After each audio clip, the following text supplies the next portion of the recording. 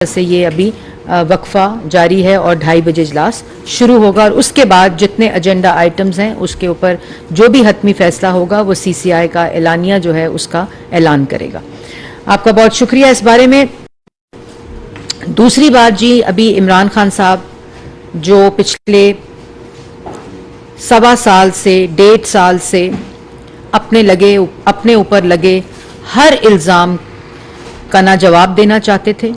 जब उनसे जवाब मांगो तो वो कभी जुडिशल कॉम्प्लेक्स पे हमला कर देते थे, कभी पुलिस वालों के ऊपर पेट्रोल बम फेंक देते थे। जो ज़मान पार्क में पुलिस अरेस्ट करने गई तो वहाँ जो मंजर कशी हुई कि पुलिस की गाड़ियाँ जला दी, रेंजर्स की गाड़ियाँ जला दी, पेट्रोल बम फेंके गए, गुलेलों से, बंटों से, डंडों से, क्लाशनकोफ से उनका इस्तकबाल किया जाता था जब भी वारंट लेकर जाते थे। और मैं ये भी वाज़िया कर दूं कि ये पूरी इन्वेस्टिगेशन जो है वो 12 से 13 माह के ऊपर मुश्तमिल है। ये किसी तरह भी हमने रियासती ताकत को इस्तेमाल करते हुए, जो कि इमरान खान साहब अपने 4 साल 4.5 साल में करते रहे, कभी नैब को इस्तेमाल करके अपने सियासी मुखालिफ को अरेस्ट कर लेते थे, कभी FIA को इस्तेमाल करके अपने सियासी मुखालिफ को अरेस्ट करते थे, कभी वज़ीर आज़म हाउस को इस्तेमाल करके अपने सियासी मुखालिफ को इल्ज़ाम की बुनियाद पर अरेस्ट करते थे। मैं एक वाज़िया पाकिस्तान की आवाम को ये बताना चाहती हूँ कि इस पूरे केस का कानूनी तकाजे पूरे करने के बाद, इसकी इन्वेस्टिगेशन होने के बाद, इसका जो रेफरेंस है वो अदालत में भेजे जाने के बाद, अदालत के अंदर एक ट्रायल कोर्ट ने ट्रायल मुकम्मल होने पर जहां इमरान खान साहब को ये मौका दिया गया कि जो उन पे तोशा खाना की, और मैं उस पर आऊंगी कि वो इल्ज़ाम क्या था और उसके ऊपर जवाब क्या थे, लेकिन तोशा खाना की जो चोरी का केस था उसके ऊपर तमाम दलाइल मुकम्मल हुए, पूरा मौका दिया गया। 14 माह में 40 से ज़ायद पेशियां हुई इस केस की, जिसके अंदर जवाब देने का मौका हुआ। जब इस पे जुर्म आयद हुआ उसके बाद भी ट्रायल के अंदर जो कानूनी तकाजे होते हैं वो पूरे हुए और 40 से ज़ायद जो पेशियां हैं उसमें सिर्फ 3 पेशियों पर इमरान खान साहब पेश हुए। और उसके अलावा वो पाकिस्तान के हर लीगल प्लेटफॉर्म, चाहे वो सेशन कोर्ट में जज बदलने की बात हो, चाहे वो हाई कोर्ट हो, चाहे वो सुप्रीम कोर्ट हो, चाहे वो इलेक्शन कमीशन हो, चाहे वो इलेक्शन कमीशन का फैसला हाई कोर्ट में चैलेंज करने की बात हो, सेशन कोर्ट में चैलेंज करने की बात हो और सुप्रीम कोर्ट में चैलेंज करने की बात हो, उन्होंने हर तरफ से ये कोशिश की कि किस तरह कानून को एस्केप किया जाए, किस तरह कानून को डिफीट किया जाए, किस तरह कानून को से भागा जाए, अपनी चोरी के जवाब से भागा जाए। और हर दफा जब उन पे जवाब देने की बात आती थी तो वो ऊपर से उल्टा चोर कोतवाल को डांटे, जो वारंट लेके जाता था उस पे हमला आवर हो जाते थे क्योंकि उनके पास जवाब नहीं था। तो अगर किसी के दिमाग में ये अभाम है कि इमरान खान साहब को किसी सियासी बुनियाद पर गिरफ्तार किया गया है और इस किस्म के बयानियां बनाने की कोशिश की जा रही है, तो 14-15 माह के अंदर ये पूरा इन्वेस्टिगेशन का प्रोसेस मुकम्मल होकर, ट्रायल का प्रोसेस मुकम्मल होकर, अदालत की ट्रायल कोर्ट ने इमरान खान साहब के ऊपर जो अब तफसीली फैसला जारी किया है, मैं आप लोगों की स्क्रीन के ऊपर वो तफसीली फैसला ज़रूर आप देख सकते हैं कि इस वक्त जो सेशन कोर्ट का तफसीली फैसला है वो आ गया है। और उस फैसले के अंदर कैटेगोरिकली ये लिखा है कि उनको मौका दिया गया कि आप अपना जवाबात दें। उन्होंने एक क्वेश्चनर फिल किया जिसमें उन्होंने ये कहा कि जो तोशा खाना की घड़ियों की इल्ज़ाम है चोरी का, और ये खाली घड़ियां नहीं हैं, पहले तो इस बात से मैं क्लैरिफाई कर दूं कि इसमें घड़ियां हैं, इसमें डायमंड्स के सेट हैं, इसमें अंगूठियां हैं, इसमें ब्रेसलेट्स हैं, इसके अंदर डिनर सेट्स हैं और पूरी एक कहानी है कि किस तरह ना, और खाली घड़ियों की तो डिक्लेरेशन का मसला था, ये जो बाकी मैंने आपके सामने डायमंड के सेट्स, रिंग्स, इनको डिक्लेयर तक नहीं किया गया। और पहले कानून को बदला, उसको 50% पे करके उसके बाद खरीदो, जब तोशा खाना का तोहफा मिला उसको खरीदा बाद में, उसको बहुत बेचा पहले, और बेचने के बाद उसके अंदर जो कीमत थी उसको जमा कराई और उसको डिक्लेयर भी नहीं किया। ये इतनी सी बात है।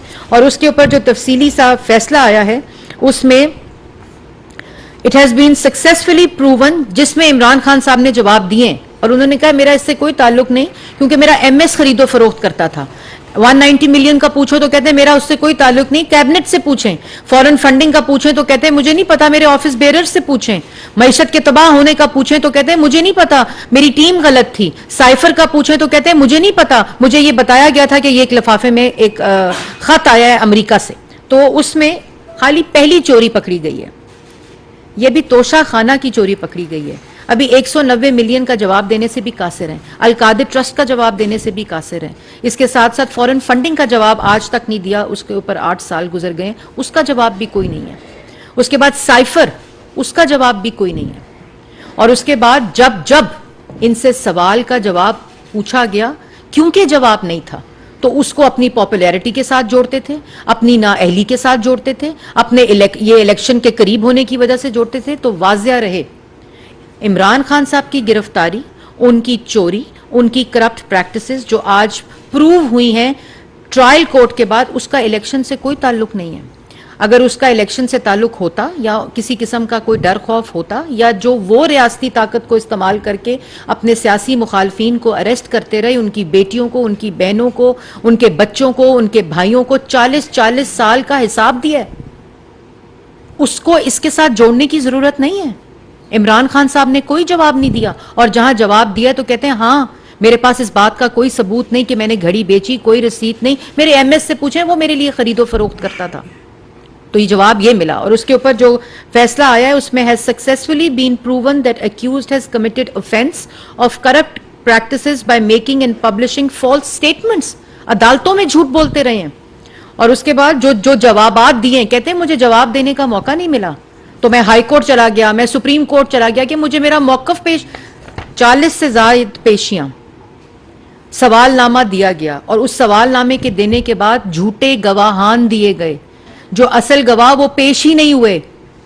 और उसके बाद 2018, 19, 19, 20 making and publishing a false statement and submitting false and incorrect declaration in material particular related to Form B of the year 2021. He has been found guilty of corrupt practices by hiding the benefits he accrued from National Exchequer willfully and intentionally. He cheated while providing information about gifts he obtained from Tosha Khana. His dishonesty has been established beyond doubt.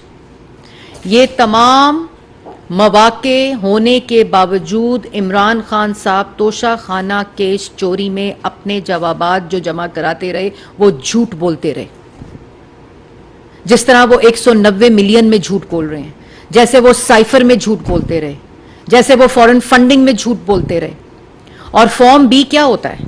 Election commission में आपने अपने असासों को form B में declare करना होता है। और form B क्या, और एक टैक्स एफबीआर का फॉर्म आपने बतौर रिप्रेजेंटेटिव वो जमा कराना होता है। हम भी जमा कराते हैं, हर साल जमा कराना पड़ता है अपने डिक्लेयर करने का। तो जो मौसूफ है, ये तो खाली तोशा खाना की चोरी पकड़ी गई है।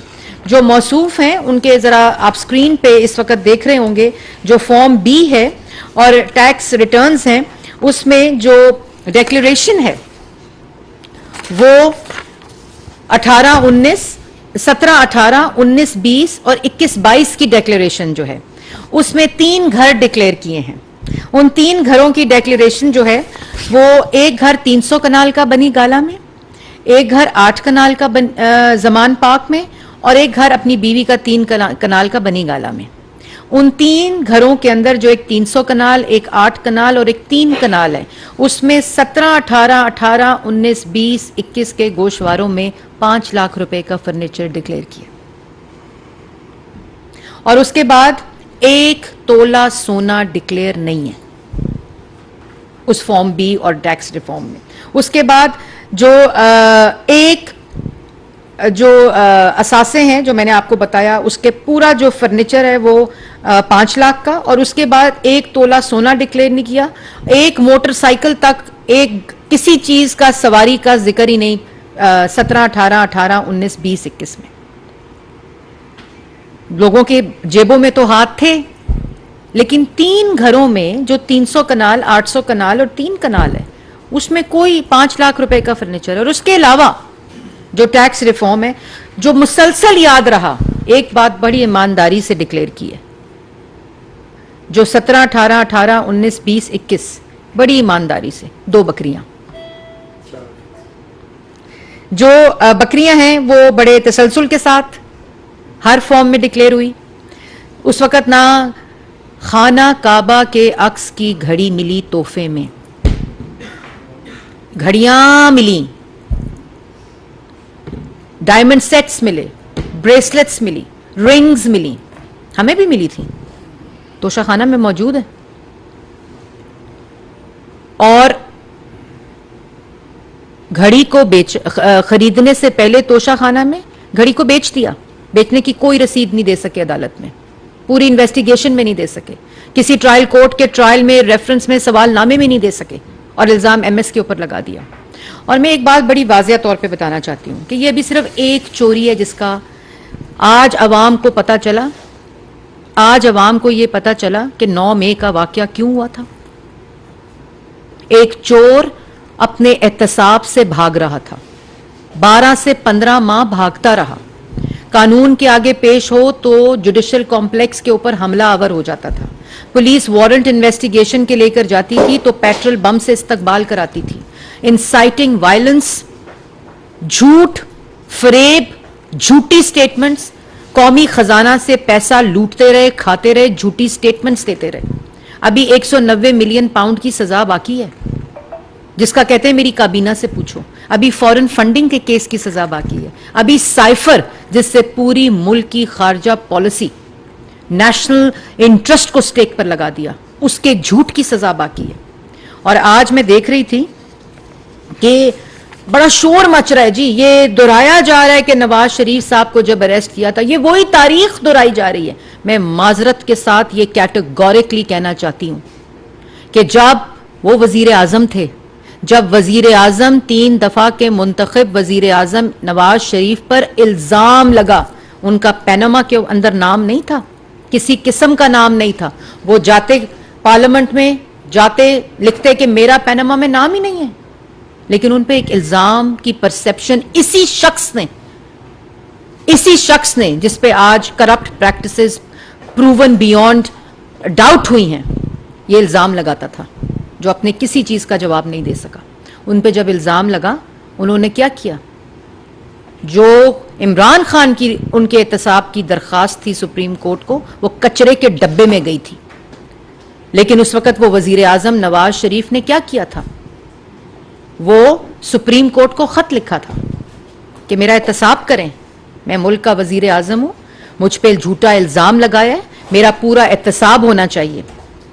और एहतसाब करने के लिए सुप्रीम कोर्ट के चीफ जस्टिस को खत लिखा था, जो सुप्रीम कोर्ट का चीफ जस्टिस बाद में उनके ऊपर जो अलकाब, वो एक अलग कहानी है, ये मिलाने की जरूरत नहीं है किसी तरह भी नवाज शरीफ को। और उसने अपना जवाब दिया था, उसने 150 से जायद पेशियां रोजाना की बुनियाद पे अपने बच्चों के साथ, अपनी बेटी के साथ भुगती थी। उन्होंने अपने 40 साल मरहूम वालिद का जवाब दिया था। और किस पे निकाला था? किस पे निकाला था कि अकामे का वो तनख्वाह जो अपने बेटे से नहीं ली, पाकिस्तान में कानून मौजूद नहीं था कि जो आपने एसेट रिसीवेबल नहीं हुआ उसको डिक्लेयर कैसे करें। तो ब्लैक लॉ डिक्शनरी का सहारा लेकर 3 दफा मुंतखब वजीर आजम को जेल में डाला गया था, बेटी को जेल में डाला गया था, इलेक्शन लड़ने नहीं दिया था, पार्टी की सदारत से हटाया था। तुम्हारे साथ हुआ क्या है? और उन्होंने पूरा अपना जवाब देकर अपनी बेटी का हाथ पकड़कर 150 से ज्यादा पेशियां भुगती थी। उनको आप किधर तारीख दोहरा रही है कि वजीर आजम को गिरफ्तार? भाई चोर को गिरफ्तार किया है। एक चोर आज कानून के कटहरे में जो 15 माह से भाग रहा था, अगर हमने इसको सियासी तौर पर गिरफ्तार करना होता, मैं वाजिया तौर पर बताना चाहती हूं, शहबाज शरीफ साहब के पास वही इख्तियार था जिसको मिसयूज इमरान खान करता रहा। वही इख्तियार था कि नैब को इस्तेमाल करके, FIA को इस्तेमाल करके इमरान खान को पहले दिन गिरफ्तार कर देते अगर सियासी इंतकाम था तो, अगर कोई झूठा केस बनाना होता तो। रियासती ताकत भी वही मौजूद थी। कितने लोगों को तैयबा गुल की तरह वजीर आजम हाउस में शहबाज शरीफ ने गिरफ्तार करके इमरान खान साहब के खिलाफ गवाहियां करवाई। वो राना इब्रार साहब जिन्होंने तोशाखाना के, ये इनके केस का, ये इनके दौर का केस है। ये इल्जाम जो इन पर लगा था, वो राना इब्रार साहब जो जर्नलिस्ट थे, उन्होंने इनके वजीर आजम होते हुए लगाया था। उस वक्त उसको उस अदारे से नौकरी से निकाल दिया, उसकी जबान बंदी करने के लिए, क्योंकि ये चोरी की भी थी। कितने सारा मीडिया उस वक्त नवाज शरीफ साहब के खिलाफ इल्जाम तराशी करता था, हर सियासी मुखालिफ करता था। इमरान खान साहब बड़े एहतसाब के चैंपियन बने हुए थे, लेकिन नवाज शरीफ ने खुद अपने आप को एहतसाब के आगे पेश किया और आज सुर्खरू हुआ है। तो इसलिए ये आपस में किसी किस्म की कोई कॉमनैलिटी नहीं है। उन्होंने जवाब दिए थे अपने, यहां इनसे जवाब मांगो तो रियासती अदारों पर हमला, रियासती जो ऑफिसर्स हैं उनके ऊपर हमला, हसास बिल्डिंग्स के ऊपर हमला, GHQ के ऊपर हमला, एक बयानिया बनाने की कोशिश। ओ भाई, आपकी गिरफ्तारी national exchequer, misuse of authority और डिसऑनेस्टी बियॉन्ड डाउट पे हुई है। आपने जवाब नहीं दिए हैं, जो जवाब दिए हैं वो झूठ बोले हैं, और झूठ बोलने के बाद आपको गिरफ्तार किया गया है, और अभी आप पे बाकी केसेस आने हैं। तो ये किसी किस्म का ट्विस्ट देने की जरूरत नहीं है। नवाज शरीफ ने अपना एहतसाब पाकिस्तान की हर अदालत से कराया, अपना जवाब दिया, अपने मरूम वालिद का जवाब दिया, ये और इलेक्शन के करीब इमरान खान को गिरफ्तार कर लिया। इलेक्शन क्या, पूरे पाकिस्तान के जो चोर होते हैं उनका भी तो वोट होता है ना, उन्होंने भी तो इलेक्शन में वोट देना होता है। तो क्या पूरे चोरों को इलेक्शन से 3 महीने पहले गिरफ्तारी उनकी बंद हो जाती है कि जो चोर है उनको रिहा कर दिया जाएगा और बाकी चोरों को गिरफ्तार नहीं किया जाएगा? क्या ये ट्रीटमेंट बाकियों के सामने भी होती है? एक चोर गिरफ्तार हुआ है, उसने कौमी खजाने अपने मनसब का मिसयूज ऑफ अथॉरिटी की है, उसने झूठ बोला है, उसने कौमी खजाने से चोरी की है, तोशा खाना से चोरी की है, एसेट्स को डिक्लेयर नहीं किया, अपने बे फॉर्म्स में मिस डिक्लेरेशन की है, इलेक्शन फॉर्म में मिस डिक्लेरेशन की है, टैक्स में मिस डिक्लेरेशन की है। तो इसका इलेक्शन से क्या ताल्लुक है? इससे किसी भी शख्स की पॉपुलर, वो 3 दफा का मुंतखब वजीर आजम था, उसको अकामे पे अरेस्ट करके गिरफ्तार करके इलेक्शन लड़ने दिया, उसकी सदारत से हटा दिया, उसका पॉपुलैरिटी से, और फिर RTS को बिठाना पड़ा क्योंकि उस वक्त पता था आवाम को कि ये झूठे केस बनाए जा रहे हैं। तो इलेक्शन करीब है, वही दोहराई जा रही है, क्यों गलत बयानी करते हैं? किस इमरान खान साहब हैं वो क्यों ना जवाब दें? उन पे एक केस प्रूव हो गया, जैसे पाकिस्तान के किसी भी शहरी के ऊपर जब चोरी, वो जेल जाता है। और ये मैं बाकी इंसाफ जो उन्होंने देना है उसके तकाजे पूरे करने हैं। ये एक वजीर आजम उस मनसब पर बैठकर, उस कुर्सी पर बैठकर कौमी खजाने को लूटता रहा है, 190 मिलियन का डाका डालता रहा है, तोशा खाना का डाका डालता रहा है, साइफर का जो नेशनल इंटरेस्ट था उसको, फिर 9 मई के वाक़े को, फॉरेन फंडिंग एजेंट है जो झूठ बोलता है, झूठा बयानिया बनाता है, अपनी चोरी को छुपाने के लिए फसाद बर्पा करता है, साजिश करता है, डिफ्लेक्ट करता है, कानून को डिफीट करने की कोशिश करता है, एस्केप करने की कोशिश करता है। आप उसका मुआवजा कर रहे हैं, वो शख्स जिसने अपने आप को एहतसाब के आगे पेश किया, और आप उसको कहते हैं कि ये बहुत वो है, वो तो इलेक्शन के खिलाफ जो गवर्नमेंट है वो इंतकाम ले रही है, और तारीख अपने आप को, कौन सी तारीख अपने आप को दोहरा रही है? ये बिल्कुल नाजायज बात है, और इसको हुकूमत ने गिरफ्तार नहीं किया।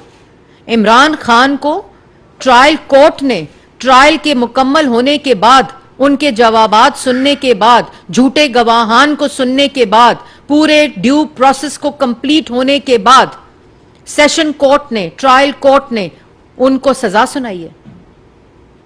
ये बिल्कुल मसख मत करें इन हकाइक को। और ये गवर्नमेंट ने अरेस्ट नहीं किया। ये गवर्नमेंट ने अगर सियासी बुनियादों पे ये अरेस्ट करने होते तो अप्रैल 2022 में अरेस्ट करते। नैब का कानून भी मौजूद था, FIA का अदारा भी मौजूद था, वजीर आजम के पास रियासती ताकत भी मौजूद थी, लेकिन हमारा मकसद ये नहीं था। हमारा मकसद जो ये 4 साल मुल्क को तबाह करके गए हैं, मुल्क की मईशत को तबाह करके गए हैं, खारजा पॉलिसी को तबाह करके गए हैं, मुल्क के साथ खिलवाड़, घनौना खिलवाड़ करके गए हैं, हमारी प्रायोरिटी वो थी। लेकिन जिसने मुल्क के खजाने से कोई एक दमड़ी भी चोरी की है, एक पैसा भी चोरी किया, उसको कानून में के कटहरे में लाना, पूरे इन्वेस्टिगेशन होकर, एविडेंस देकर, इसके रेफरेंस को हमने कोर्ट में भेजा था। तो ये मुकम्मल हुआ है वो, और इस पे किसी किस्म का कोई अभाम नहीं होना चाहिए, और ये किसी किस्म की इसका मुआवजा नहीं होना चाहिए। हर वजीर आजम ने अपना हिसाब और अपना पूरा एहतसाब कराया है। अभी जो इस्लामाबाद हाई कोर्ट का मेरिट पे फैसला है कि जिस इल्जाम में मरियम नवाज को अंदर किया गया और नवाज शरीफ को, वो ना अबेटमेंट का केस बनता है ना किसी किस्म का वो फैमिली ट्रस्ट, उसके ऊपर कोर्ट का फैसला है हाई कोर्ट का। हम तो हर अदालतों में 3-3, 4-4 साल जवाब देते रहे हैं, 2-2 दफा 3-3 दफा गिरफ्तारियां देते रहे हैं। उस वक्त चीफ मिनिस्टर पंजाब शहबाज शरीफ आशियाना बुला के साफ पानी में अरेस्ट करते थे, क्योंकि ना आशियाना में केस बनता था ना साफ पानी में केस बनता था। उनको पकड़ लिया और उसके बाद उनके पूरी इन्वेस्टिगेशन हुई, उन्होंने जवाब दिए, कोर्ट्स ने फैसले दिए। यहां की कोर्ट्स जब अपने फैसले प्रूव ना कर सके एनसीए पहुंच गए, उनकी बेटियों के ऊपर केस बना दिए, उनके बेटों पे केस बना दिए, वो एनसीए पहुंच गए, वहां से जर्नलिस्ट को लाके यहां गवाहियां दिलवाते रहे, उसके ऊपर मेरिट के फैसले आ गए। एनसीए ने फैसला दे दिया कि ना मनी लॉन्ड्रिंग, ना करप्शन, ना मिस यूज ऑफ अथॉरिटी, और तुमने जवाब नहीं देना। अब जवाब देख जो दिए वो झूठे दिए अदालत में, ये फैसला आ गया है। इस फैसले के बाद चोर डिक्लेयर हो गया है, भाई उसका इलेक्शन से क्या ताल्लुक है? ये कैसी बात है? उसका हुकूमत ने गिरफ्तार करना होता तो कर चुके होते अभी तक। पहले भी अदालत ने वारंट दिया तो जमान पाक पुलिस गई, जिसके सर फाड़े, जुडिशल कॉम्प्लेक्स पे हमला कर दिया, और इस जेबा जज में तुझे नहीं छोड़ूंगा। जब अदालतों के ऊपर हमला आवर हो गए, कानून के ऊपर हमला आवर हो गए, इंतशार, फसाद, तोड़ फोड़, साजिशें मुकम्मल हो गई, तो 9 मई का वाकया कर दिया और वो सारा इल्जाम डाल दिया वर्कर्स के ऊपर।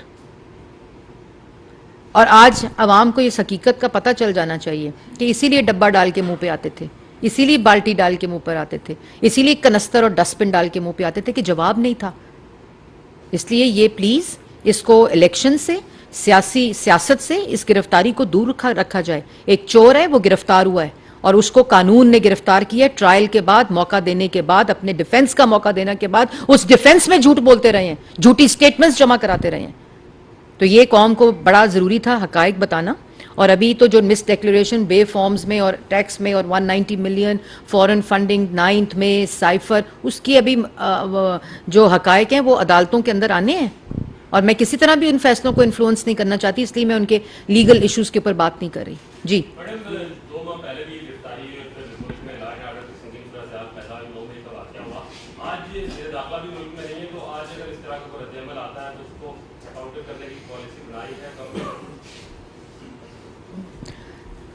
देखें, अब तो उनके जो लोग थे 9 मई के वाक़े के बाद उनको भी पता चल गया कि ये चोरी छुपाने के लिए मुल्क और रियासत के ऊपर हमला आवर है, हसास अमारतों पर हमला आवर है, तनसीबात पर हमला आवर है, लोगों पर हमला आवर है, एम्बुलेंसेस जला दी, स्कूल जला दिए, हस्पताल जला दिए, मेट्रो जला दी, सड़कें जला दी। उनको इसकी असलियत पता चल गई है।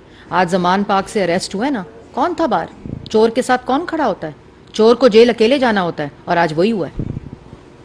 जी मैडम, ये एक काउंटर नैरेटिव जो है वो बिल्ड किया जा रहा है मीडिया में भी और हर जगह भी, जो उनके सपोर्टर हैं कि इधर फैसला हुआ, चंद मिनट में पुलिस जो है उस्मान पार्क पहुंच गई, उसको गिरफ्तार कर लिया गया पंजाब पुलिस ने।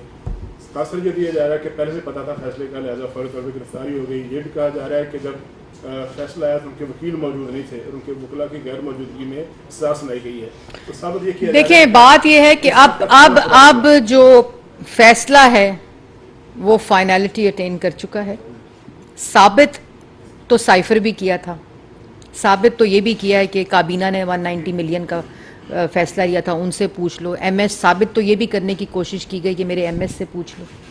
तो साबित तो वो माशाल्लाह काफ़ी झूठ करते रहे हैं, लेकिन झूठ कभी भी साबित नहीं होता, सच जो होता है वो अवाम के सामने आता है। और ये अब जो मर्जी झूठ बोले, एक फैसला कोर्ट का आ चुका है। ये किसी हुकूमत का, किसी अदारे का, हुकूमती अदारे का फैसला नहीं है। हुकूमत के किसी अदारे ने इमरान खान को गिरफ्तार नहीं किया, ये कोर्ट का फैसला है, उसकी अमल दरामद उस पर किया गया है। और उनके तमाम वकला कल जब महफूज किया गया था तब भी सुनाया गया था, उनके तमाम वकला को दलाइल देने का मौका भी दिया गया, उनको अपना सवालनामा जमा कराने का भी मौका दिया गया, और उनको हर किस्म की डिफेंस प्रोवाइड करने का 12 माह ये केस चला। हर किस्म की स्टेजेस को मुकम्मल किया गया, कानूनी तकाजे मुकम्मल किए गए ऑफ डिफेंस, और उसके बाद ये फैसला। मैडम ये बताएं, खालिद भाई कर लें फिर आप कर लें। मैडम, एक पॉलिटिकल वर्कर जैसे आप इसको फैसले को कैसे देखते हैं? इमरान खान की शख्सियत से हटकर दूसरा ये बताइए कि पीटीआई आइंदा इंतखाबात में क्या इस बुनियाद पर हिस्सा ले सकेगी कि उसका हेड जो है वो नाहर हो गया? देखिए खालिद भाई, मैंने बड़ी आपको वजाहत से बताया कि ये इसका सियासत से कोई ताल्लुक नहीं है, और अगर इसका मतलब है कि कोई सियासी कारकुन है या वर्कर है वो चोरी करता है तो उसको माफ़ी है। मैंने पहले कह दिया कि इमरान खान की जो गिरफ्तारी है उसका ना हुकूमत से कोई ताल्लुक है, ना उसका सियासत से कोई ताल्लुक है। उसका ताल्लुक एक चोरी से है, जो चोरी के डिफेंस में वो कुछ पेश नहीं कर सके। जैसे कोई भी चोर पाकिस्तान का जब पेश होता है किसी भी अदालत में अपना डिफेंस देने के लिए, अगर वो डिफेंस देने से कासिर होता है तो वो गिरफ्तार होता है। इसमें सियासत से इसको बिल्कुल अलग रखा जाए, इसका सियासत से कोई ताल्लुक नहीं। अगर उनके पास अपने डिफेंस में, अपने जवाब में अपने सबूत होते तो वो अदालत में पेश करते, ये तो ना कहते कि मेरे एमएस से पूछ लें। मैडम एक उनकी तो पार्टी को मैडम कैसे देखेंगे एज ए पॉलिटिकल हेड थे वो? मेरे ख्याल में जो पार्टी है उसको बहुत पहले, जो पार्टी तो पार्टी होती है, लेकिन उनके जो लोग हैं उनको वो जो छोड़ गए थे पार्टी, उनको पहले पता था कि उन पे उन्होंने चोरी की है, क्योंकि वो उन मीटिंगों में भी बैठते थे। अब काबीना के अंदर जो वुज़रा बैठे थे जिन पे वो इल्ज़ाम लगा रहे हैं कि ये काबीना ने फैसला किया, उनको नहीं पता था कि बंद लिफाफे में कैबिनेट में आया तो कहा कि इसको अप्रूव कर दे और हम खोल नहीं सकते क्योंकि ये नेशनल इंटरेस्ट है, क्योंकि उसमें शहजाद अकबर का कमीशन था।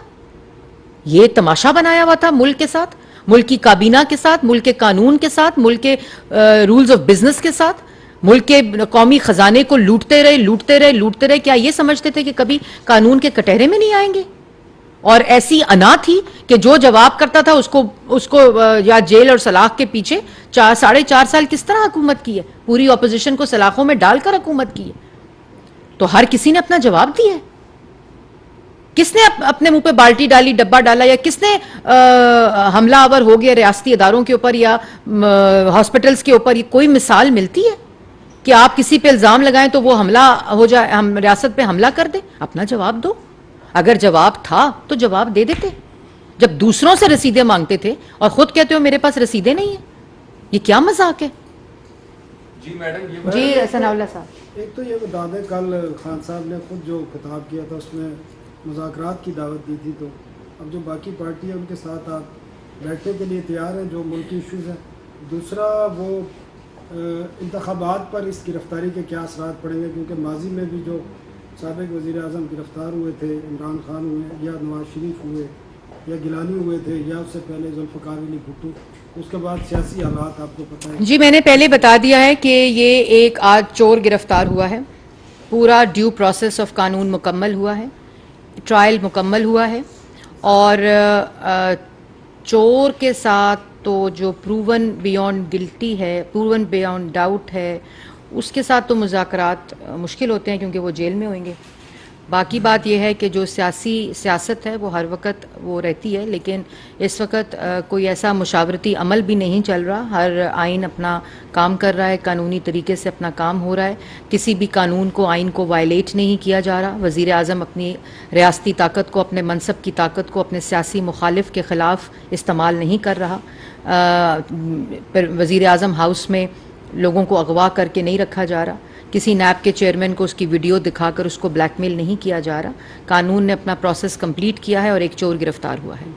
मैडम ये बताएं, इंतखाबात पे तो असरात नहीं पड़ेगी। इंतखाब इंशाल्लाह वो होंगे और अवाम उनको वोट देगी जिन्होंने मुल्क के कौमी ख़जाने के चोरों को भी पकड़ा है और तरक्की भी दी है। 15 माह में मईशत को इस्तेहकाम दिया है, उनको रिलीफ देने का जो एक मकसद था, जो पूरे 4 साल का मुंजमद हुआ हुआ मुल्क था, उसको दोबारा से चलाया है, चाहे वो सनत हो, चाहे वो मंसूबे हों, चाहे वो प्रोजेक्ट्स हों, चाहे वो मईशत हो, तो ये अवाम सब जानती है। जी मैडम बहुत शुक्रिया। ये बताइएगा कि अब इलेक्शन कमीशन में बड़ी जिम्मेदारी आ रही है, ये बताएं कि फॉरेन फंडिंग एक बहुत अरसे से मामला पेंडिंग है, तो इलेक्शन कमीशन उस पर फैसला क्यों नहीं दे रहा? और क्या समझती हैं आप कि चूंकि अब फैसला भी आ चुका है तो पार्टी सदारत से हटाने के मामले में भी क्या इलेक्शन कमीशन? देखिए मैं उन तर्जुमानों में से नहीं हूँ जो यहाँ बैठ के लोगों की तज़हीक करें, लोगों की पगड़ियाँ उछालें और उसके बाद झूठे मुकदमे बनाएं, इलेक्शन कमीशन का भी तर्जुमान बन जाएं, सुप्रीम कोर्ट का भी तर्जुमान बन जाएं, नैब का भी तर्जुमान बन जाएं, FIA का भी तर्जुमान बन जाए। मैं वज़ीर आज़म और हुकूमत की तर्जुमान हूँ। जो फैसले इलेक्शन कमीशन ने करने हैं, जो फैसले FIA ने करने हैं, जो फैसले नैब ने करने हैं, ये उनका जुरिस्डिक्शन है, ये उन